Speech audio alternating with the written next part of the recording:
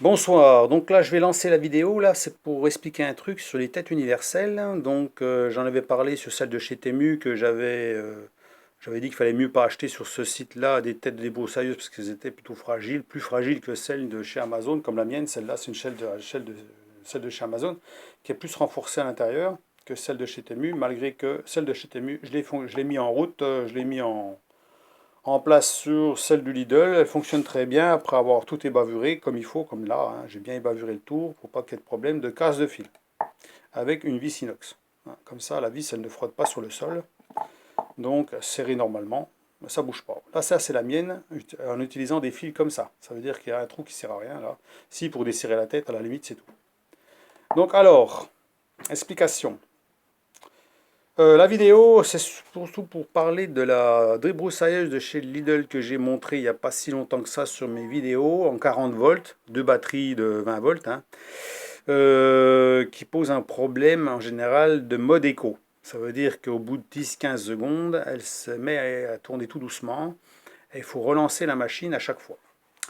Donc ça c'est un peu perturbant parce que bon c'est une très bonne machine mais voilà il n'y a que ce problème là réellement. Et bien entendu c'est pas une machine qui est faite aussi pour la grande herbe qui demande beaucoup de puissance ou de l'herbe très dense. Voilà, elle ne fait que 600 watts. Hein, elle ne fait pas plusieurs chevaux comme la mienne par exemple qui pourrait être plus pratique. Ou alors il faut utiliser une lame, mais quand on utilise une lame il faut surtout pas avoir d'obstacles, quoi que ce soit, des cailloux, des grosses pierres qui ressortent de la terre ou autre chose, ou des piquets en ferraille qui traînent à droite à gauche. Donc il faut savoir où on va. Hein. Donc on utilise plutôt le fil, comme ça, il n'y a pas de risque. Donc pour le mode écho, donc sur la débroussailleuse de Lidl, j'ai remarqué un truc, j'ai monté la tête de chez Temu que j'ai donc commandé et puis que j'ai installé dessus, puisque c'était une commande hein, qui coûtait pas cher, c'était pour tester en fait, hein, tester sur la sienne. Parce que moi j'avais déjà la mienne déjà auparavant pour voir ce que ça donnait, donc ça allait très bien. Je l'ai installé la même configuration que ça veut dire deux fils dans le même trou. Voilà, donc vous avez deux grands fils, hein, de, je sais pas, 35 cm, hein, qui traversent, mais qui sont comme ça. Et la vis appuie au milieu, hein, et non pas comme ça. Parce que comme ça, on aurait tendance à écafouiller les fils voilà, mal serrés ou autre chose, et il y a des fois un fil qui peut se barrer. Alors que comme ça, là, les deux fils sont bien coincés au bas. D'abord, on peut le voir comme ça, je ne sais pas si on va bien voir. On voit le fil au fond, là, qui est serré sur la vis. La vis, bien entendu, je l'ai arrondi au bout quand même. Hein. Voilà, là aussi, pareil. Hein. Les deux fils sont bien serrés ensemble. Donc avec une vis inox, comme ça ne rouille pas, ça risque pas de s'oxyder, avoir des problèmes pour le démonter ou quoi que ce soit, on sait jamais, hein, parce que de l'herbe, tout ça, c'est corrosif à la limite, et puis un jour, ben, on peut très bien dans l'aluminium bouffer le filetage, on ne sait rien. Donc là, c'est de l'alu, l'inox ou de l'alu, ça va. Donc alors, donc j'ai testé donc comme ça, avec cette configuration-là, sur la débroussailleuse du Lidl, 40 volts, deux batteries, donc de 20 hein, dessus, je mettrai quand même le lien en dessous de la vidéo pour ceux qui voient ce que c'est comme débroussailleuse. Hein.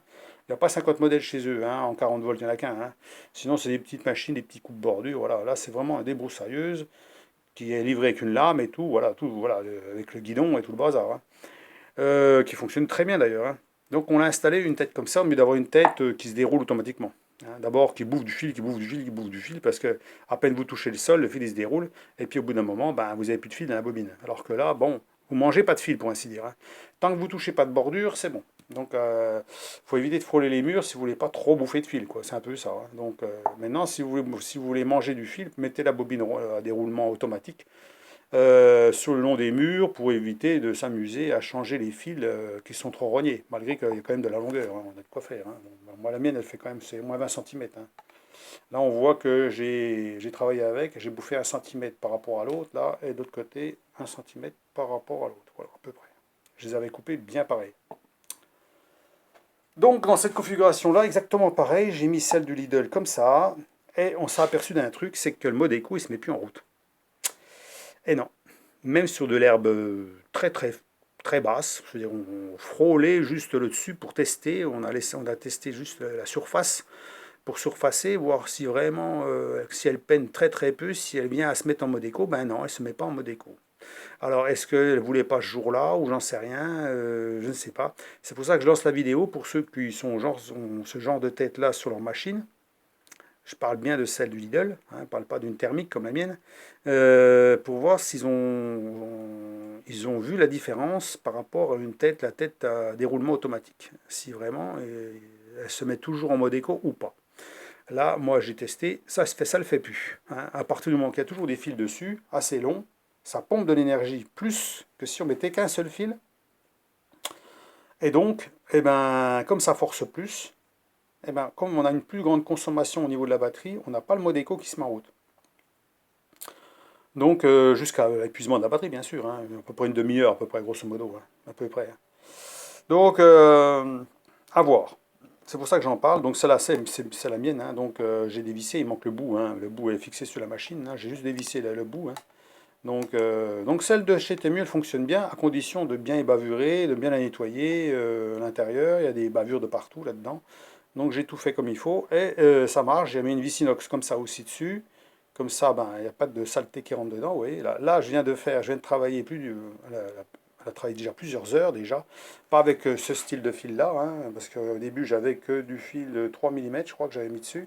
Deux fils de 3 mm que je trouvais pas terrible, parce qu'en fait, ben, dès que je touche des cailloux, ben, ça balance des cailloux et tout, ça arrache des cailloux sur le sol, et puis on s'en prend plein la gueule. Donc en fait, je préfère ce genre de fil qui est très souple. Hein, c'est du 2,4 Oregon, double.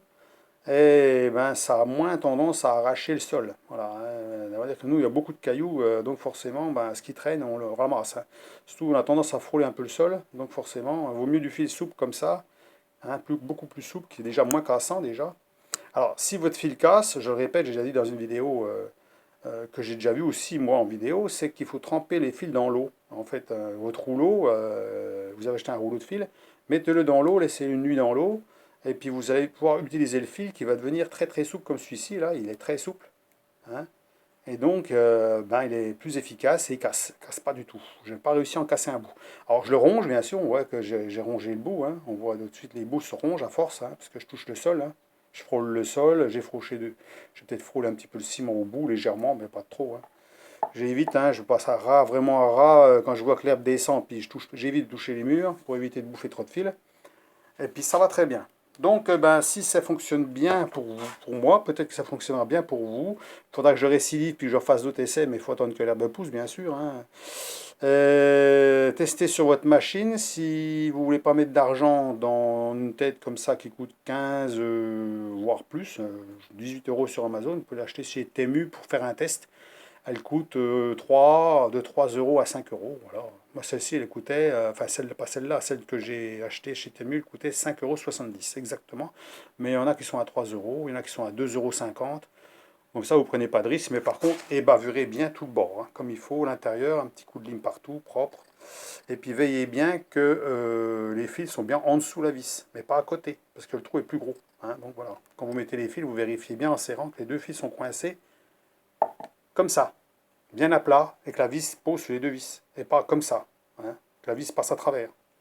Parce que là, automatiquement, vous allez peut-être, un fil va peut-être sortir, après avoir. Voilà, donc ben, je vous laisse à vos commentaires, je vous laisse, si ça peut rendre service, ma foi, hein, moi, quand j'ai des infos comme ça, je vous les donne. Si vous avez déjà cette tête-là, ce genre de tête-là sur votre machine, puis que ça fonctionne bien, dites-le moi en commentaire, voir si vous avez une différence par rapport à la tête automatique que vous avez sur une machine style Lidl, bien sûr, hein, avec le mode éco qui est chiant comme tout. Hein. C'est vrai que si on s'en sert sur de l'herbe qui n'est pas très haute, ben, ça s'arrête tout le temps. Hein. Voilà, c'est sans arrêt. Hein. Faut tout le temps faucher, faucher, faucher, faut pas s'arrêter, sinon au bout d'un moment, ben, elle tourne au ralenti, c'est vraiment, vraiment chiant. Donc là, apparemment, elle ne le faisait plus. Donc voilà. Donc elle ne le fait plus, mais bon, sur une demi-heure, j'ai pas pu. Il faudrait essayer sur plusieurs jours. Hein. Maintenant, il faut que j'attende 15 jours que l'herbe pousse. Alors d'autre façon, si ça peut rendre service à d'autres de tester, ben, pourquoi pas. Hein. Et puis c'est pas une perte d'argent, hein, puisque je vous dis, bon, 5 euros, entre 2 et 5 euros, bon, parfois, c'est pas très cher. Hein. Et ça s'adapte facilement sur une débroussailleuse du Lidl, il n'y a pas de problème. Hein. Donc voilà. Donc je vous dis, l'autre morceau est fixé sur ma machine, mais c'est exactement le même truc que sur celle du Lidl. Vous avez l'écrou qui se met au milieu, puis terminé, quoi. Donc c'est adaptable. Pas de problème. Avec l'écrou qui est livré avec pour mettre la lame. Donc voilà. Donc allez, je vous laisse et puis ma foi, ben, passez une bonne soirée, dites-moi ce que vous en pensez. Moi j'en pense que du bien pour l'instant. Moi je pense que je vais continuer avec ça sur la mienne parce que je trouve que c'est très efficace.